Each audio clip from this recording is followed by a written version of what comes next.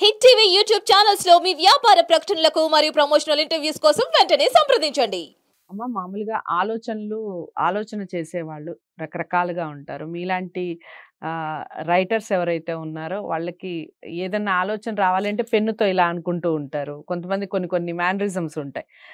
దబుక్కుని తట్టాలి అంటే ఇలా అంటారు. ఒక్కోసారి కొంతమంది ఇలా కొట్టుకుంటూ ఉంటారు. ఈయన బుర్ర పని చేయట్లేదు అనుకుంటూ ఉంటారు. అసలు తల మీద చెయ్యి పెట్టుకొని ఆలోచన అనేది చెయ్యొచ్చు అంటారా? చేయకూడదా? అసలు తల మీద చేయి పెట్టుకుని మాట్లాడకూడదమ్మా. తల మీద ఇలా పైన పెట్టుకోకూడదు. పైన ఇలా పెట్టుకోవడం అన్నది చాలా దీనత్వానికి, దుఃఖానికి సంకేతం. నెత్తిన చేతులు పెట్టేసుకున్నారంటారు. నెత్తిన చేతులు పెట్టుకున్నారంటే ఇంక అయిపోయిందంతా.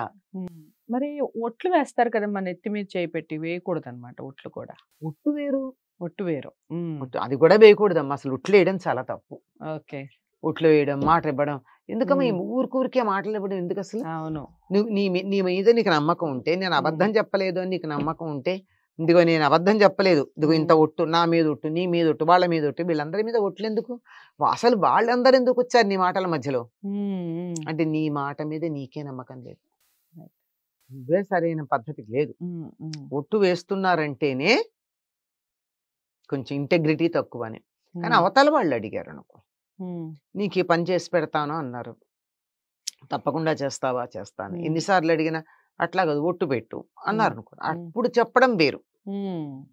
అంతేగాని తను మాట మాట్లాడితే నేను చచ్చినంత ఒట్టు అంటూ ఉంటారు. అవును. చిన్నప్పుడు స్కూల్లో మాకు ఒట్టు అనేవాళ్ళు. అంటే సరస్వతి దేవుడు ఒట్టు అనమాట. చదువుకునే పిల్లలు కదా, అందుకని చదువు రాదు, ఇంకా సరస్వతి దేవి అనడం కూడా రాదు, సరస్వతి ఒట్టు అది అట్లా అట్లా. ఇంకొకళ్ళ మీద ఎందుకు అసలు? నీ మీద నీకు ఉండాలి అది ఒట్టు. అది కానీ మామూలుగా అయినట్టయితే తల మీద చేతులు పెట్టుకున్నారంటే అంతా కోల్పోయాము అని చెప్పడానికి సంకేతం అది.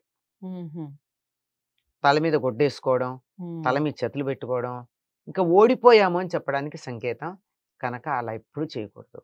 ఆలోచిస్తే ఇట్లా కూర్చుంటారు చాలా మంది, అయితే ఇలా కూర్చుంటారు, ఇంకేదో చేస్తారు, లేకపోతే ఇలా వంగుతారు, ఏదో ఒకటి చేస్తారు, కానీ ఇలా వెనక్కి వాళ్తారు. అంతేగాని ఇట్లా పెట్టుకుని ఆలోచించరు కదా ఎవరు. ఇది అంతా అయిపోయింది అని చెప్పడానికి సంకేతం. మనం సంకేతం అంటే మనం కావాలని చెప్పాల, అంతా అయిపోయిందన్న పరిస్థితిలో ఉన్న వాళ్ళ మొహం, వాళ్ళ పోస్చర్ ఇలాగే ఉంటుంది. వాళ్ళ పోస్చర్ అప్రయత్నంగా, వాళ్ళు కావాలని చేసినా చేయకపోయినా ఇంకా ఏమీ లేదు అని చెప్పడానికి వచ్చేటువంటి పోస్చర్ అది. అందువల్ల అది తప్పనిసరిగా వాళ్ళకేదో వస్తే మనకెందుకు ఖాళీగా కూర్చుని, అందుకని అస్సలు పెట్టకూడదు తల మీద చెయ్యి అనేది. సో అదండి, ఆశీర్వాదానికేను ఇలా తల మీద చేతులు పెట్టుకోవడానికి ఎంత తేడా ఉందో ఒకసారి మీరు అబ్జర్వ్ చేయండి. ఆశీర్వదించేటప్పుడు చక్కగా తల మీద చేయి పెట్టి ఆశీర్వదిస్తారు పెద్దవాళ్ళు. మరి మనది మనం చేతులు తల మీద పెట్టుకుంటే ఎంతటి అనర్థమో ఇప్పుడు అమ్మ మాటల్లో విన్నాం. ఇక నుంచి ఎవరైనా ఇలాంటి ప్రయత్నాలు ఇంట్లో చేస్తున్నా లేదా మీకు అలవాటు ఉన్నా తగ్గించుకునే ప్రయత్నం చేయండి. వీడియోను మ్యాక్సిమం అందరికీ షేర్ చేస్తేనే ఇలాంటి విషయాలు తెలుస్తాయి. లైక్ చేసి అలాగే ఛానల్ని సబ్స్క్రైబ్ చేసుకోండి. అమ్మతో మీరు ఎలాంటి విషయాలు చూడాలనుకుంటున్నారో కామెంట్ బాక్స్లో తెలియజేయండి. మరో మంచి అంశంతో మళ్ళీ కలుద్దాం. నమస్తే.